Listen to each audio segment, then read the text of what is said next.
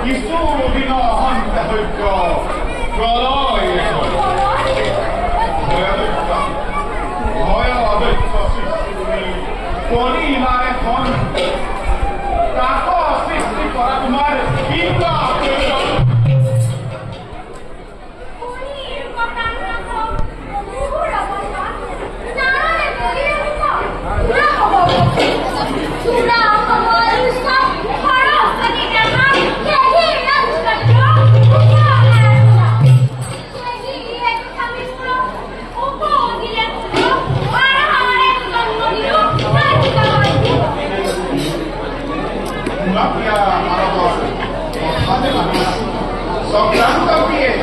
সংক্রান্ত করে তুমি